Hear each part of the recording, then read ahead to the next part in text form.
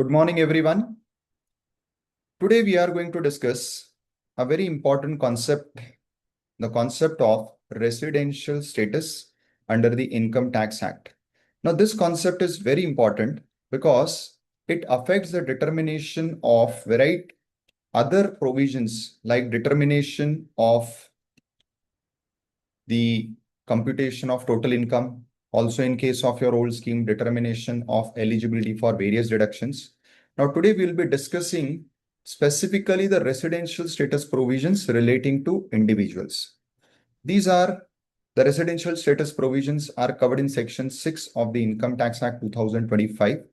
An interesting feature of the residential status of individual is that it is very different from the concept of nationality and the concept of citizenship. And most important, it has to be determined for each tax year separately. Further, it is dependent upon the number of days for which the individual is staying in India during the relevant tax period. So let us understand the determination of residential status in general first. So in general, as per Section 6 of the Income Tax Act 2025, a person may be either resident or a non-resident.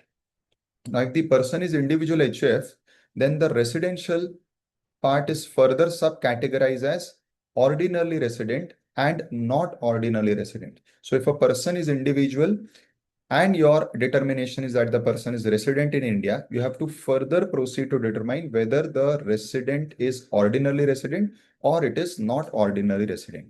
Now, interestingly, for individuals, there is another very special concept not applicable to any other person, that is the concept of deemed resident. So let us start with this deemed resident concept first, which is covered in Section 6 bracket 7 of the Income Tax Act 2025.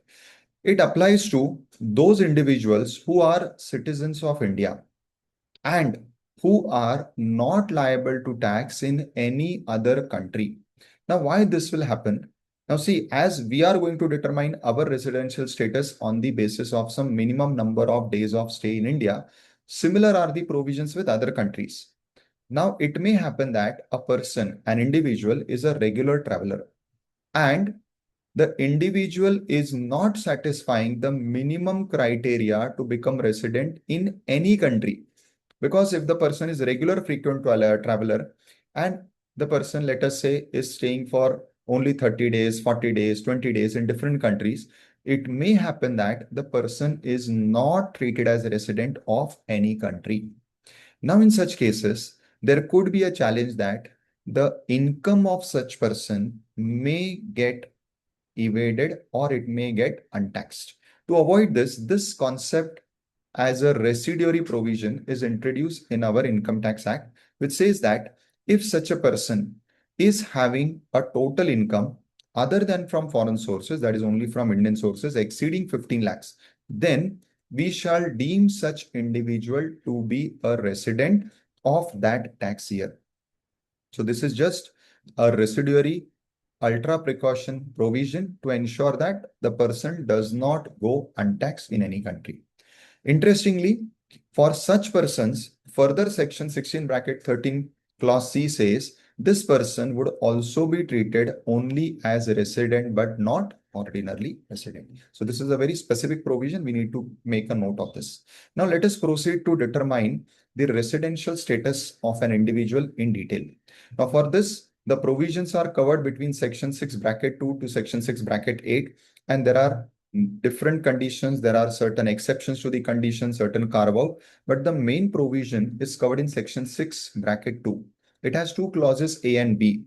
Clause A puts one simple condition that you should be present in India for 182 days or more during that tax period.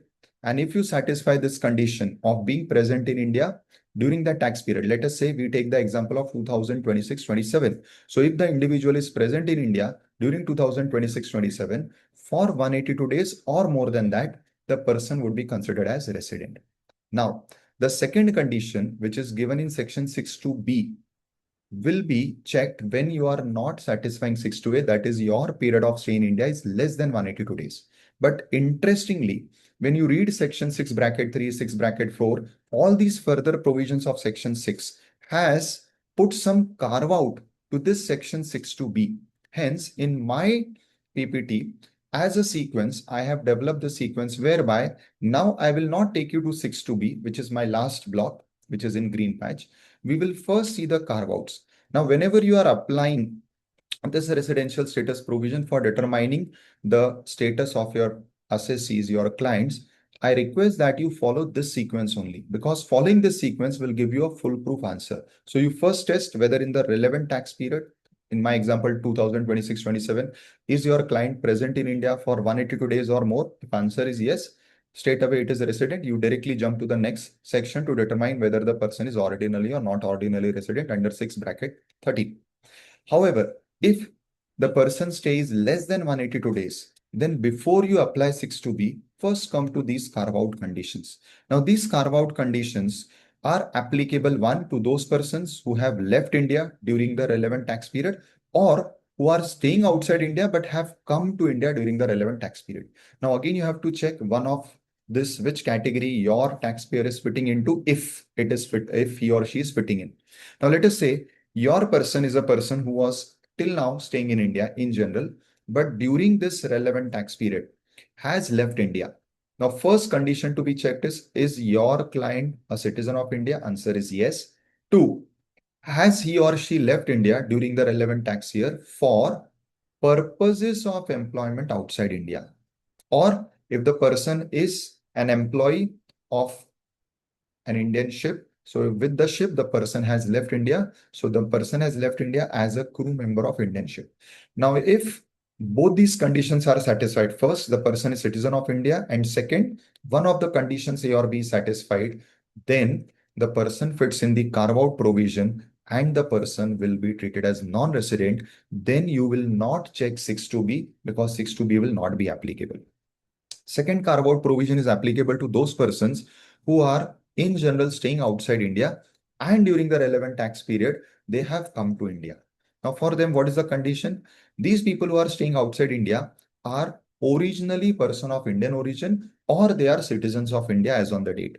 Now, if they are one of them, that is person of Indian origin or citizen of India, then the second condition to be checked is, why are they coming to India? Are they permanently shifting? Then this carve out provision is not applicable. No, they are not permanently shifting to India. They are coming to India only for a temporary period of stay, maybe for watching the IPL matches, or maybe for attending some conference, some meeting, some wedding, or for any other purpose, but not permanently. Then we say that they have come to India on a visit.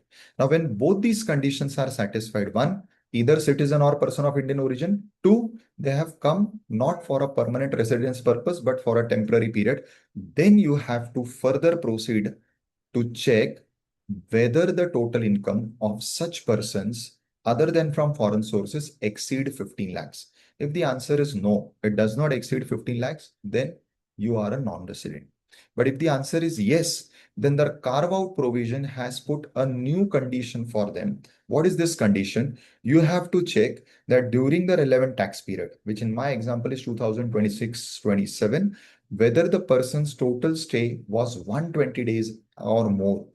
And during the immediately preceding 4 years, the total stay is 365 days or more. Now, when both these conditions are satisfied, then the person is treated as a resident. But interestingly, for such persons, the further rule given is they will be directly treated as resident, but not ordinarily resident. Now, if you do not satisfy this condition, then the person will be treated as non-resident. So these are the two carve-out provisions. If your client is not fitting in any of the carve out provision conditions, it means step 2 is not applicable. Then you go to step 3. Now, step 3 is as per my design of this particular provision. In other words, you go to the second condition of section 6.2, that is 6.2b. Now, what is 6.2b? So you did not satisfy 6.2a, which was 182 days present during the relevant tax period, that you did not satisfy. So 6.2b says, now check that whether during the relevant tax period you are in India only for 60 days or more. So this may get satisfied conveniently because the period is lowered. So during the relevant tax period, you are present for 60 days or more, plus during immediately preceding 4 years, preceding this tax period, your cumulative stay is 365 days or more. Now, when both these conditions are satisfied, you will be resident. If any of the condition is not satisfied, you will be non-resident. And besides this, the next category is the residuary provision. That is the person who is deemed to be resident in India as per 6 bracket 7. For them, as we already saw, they will be treated as resident but not ordinarily resident. So I hope, dear members, I was able to convey and make this provision put through in a simplified manner and in a structured manner so that it can be useful for a practical application in your practice. With this, I conclude my session. Thank you very much for your patient hearing. Looking forward to connect with you again. Thank you. Thank you all.